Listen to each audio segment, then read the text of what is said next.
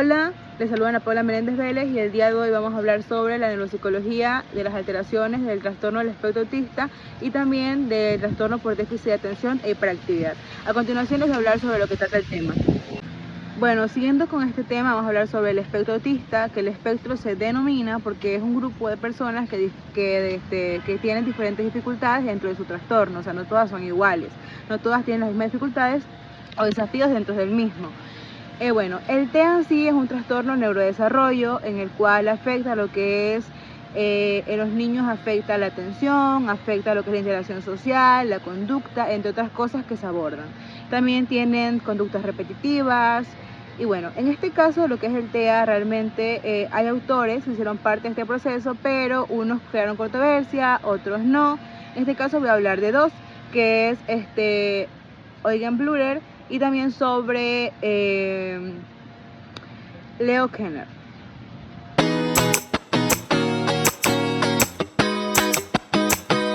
Bueno, siguiendo con los autores, vamos a hablar sobre Eugen Bleuler. Él realmente decía que el autismo, él creó controversia un poco porque él decía que el autismo era efecto secundario de lo que es la esquizofrenia, ya que él daba a entender que el aislamiento social era parte de un encierro tipo interno fantasmal, no sé cómo era realmente, pero hablaba sobre este tipo de situación. Entonces él creía de esta manera y creó un poco de controversia porque dio a entender que prácticamente el autismo era parte de una esquizofrenia o era un efecto secundario de la esquizofrenia. Y también tenemos el otro autor que ya se los va a mencionar ahorita. Y él realmente fue distinto porque él evaluó niños con autismo, o mejor dicho, habló sobre un tema muy importante que fue dar a entender de que había personas con diferentes dificultades y las unió a una sola para hacer un examen en grupo. Bueno, él es Leo Kanner, es lo que acabé de hablar antes, sobre que él hizo más allá del examen, fue una evaluación a 11 niños, los cuales tenían problemas de déficit de atención, porque el autismo también tiene un poco de lo que es falta de atención, sobre todo también lo que es la interacción social y demás, y ahí fue que pues él hizo esta evaluación y pudo observar que había niños con estas dificultades. Bueno, continuando con el TEA realmente nos muestra que aquí hay dificultad en lo que es el área ejecutiva de los individuos, ya que esta área es la que planifica, la que nos ayuda a organizar y hay ciertas dificultades en ella. Y esto se da realmente porque está afectado lo que es el área de la corteza prefrontal, el cerebelo y la amígdala, que son partes importantes para un funcionamiento ejecutivo que sea de manera correcta. Bueno, continuando con el tema, vamos a hablar también sobre el TDAH, que es el trastorno por déficit de atención e hiperactividad. Este trastorno también forma parte de lo que es el neurodesarrollo. También hay una dificultad ahí en las funciones ejecutivas y demás, ya que ellos presentan impulsividad, presentan inatención y también una hiperactividad que es un poco, mejor dicho, incontrolable. No hay manera de controlarlos porque a ellos todo les llama la atención, porque están afectadas estas áreas, como acabé de mencionar antes, en lo que es el TEA, que es la parte prefrontal, la corteza antemencionada y también sobre lo que es la amígdala. Son estas partes que están afectadas. En ambos trastornos están afectadas esas partes, pero como acabé de mencionar antes, presentan diferentes dificultades. O sea, no es lo mismo TEA que TDAH, para empezar. Entonces, dentro de esto también se desarrolla mucho de que tienen ciertas similitudes al TEA, pero no son iguales. No son iguales porque presentan diferentes dificultades, como lo acabé de mencionar.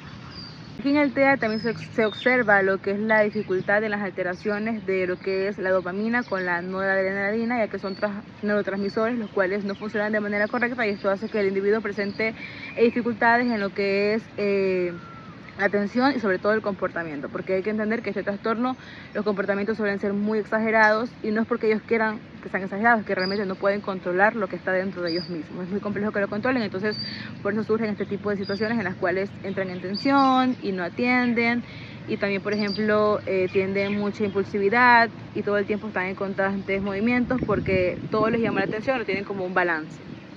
También un dato importante de esto es que el TDAH se puede dar a conocer antes de los 12 años, porque es como que ahí hay una parte del desarrollo en el cual uno puede ver que estén más alterados que otros, porque estas personas realmente tienen habilidades como todas las personas, pero unas son más elevadas que las otras y esto hace que presenten diferentes dificultades dentro de su mismo trastorno.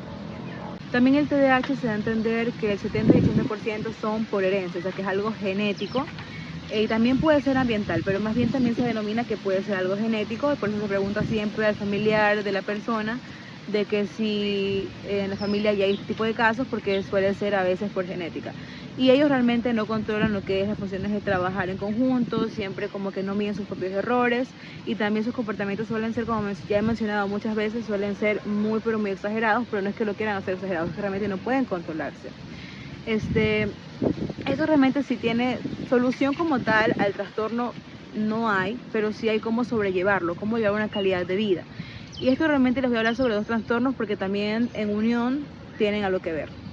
Bueno, entre el TEA y el TDAH, el TEA realmente la persona manifiesta lo que es una rigidez cognitiva, también por ejemplo manifiesta lo que es la interacción social que es baja o nula, y en cambio en el TDAH se presenta una inatención, o sea, la persona no presta atención literalmente a nada porque siempre está viendo todo, o sea, no es algo como que capta. Y esto es lo que sea en el TDAH, ¿no? Hay inatención, también por ejemplo la hiperactividad y el que no hay un control de sí mismo. Eso es lo que sea, es la diferencia que pueda haber o las similitudes que pueda haber. Bueno, y en conclusión, con el TDAH nos da a entender de que realmente tiene un origen multifactorial, porque ya nos da a entender de que no solamente suele ser genético, sino que también ambiental. Cuando vamos a ambiental es el entorno que los rodea, cómo crecen, cómo se desarrollan desde bebés. Esto es lo que da a entender el TDAH, ¿no? Que es multifactorial, que engloba muchas cosas, no solamente lo genético, sino que también lo ambiental. Entonces, cuando hablamos de ambiental es el entorno, como acabo de mencionar, entonces ahí pueden entender de que sí tiene que ver mucho el entorno que rodea a estos individuos desde pequeños.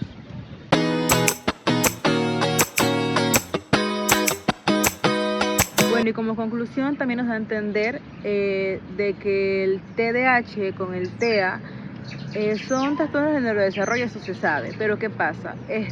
Antes se decía que no podía haber una persona que tuviera los dos trastornos, pero el DSM-5 dio a reconocer que sí hay personas que presentan los dos trastornos. Entonces, esto nos da a entender que tanto el TEA como el TDAH forman parte de lo que es un trastorno del neurodesarrollo, como lo he mencionado mucho en este video.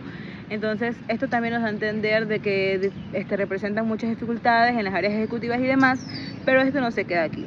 Estas personas sí pueden tener una buena calidad de vida, todo va a depender de las personas que los rodeen, de que los impulsen, que los apoyen, que los ayuden prácticamente a poder sobrellevar una calidad de vida buena. Ya que estas personas tienen afectado lo que es la corteza prefrontal, es muy complejo de lidiar, sí suele ser muy complejo de lidiar, pero forma parte de un proceso de la vida de ellos, entonces toca aprender más que todo también de algo como algo reflectivo, la familia, el entorno, estar para ellos, porque realmente esto es así. Esto es algo que no tiene cura, simplemente con tratamiento, con exámenes neuropsicológicos y con terapias. Bueno, también a veces se necesita mucho más que terapia, pueden ayudar a estos individuos a que con el tiempo pues lleven una buena calidad de vida. Entonces este es el tema, muchas gracias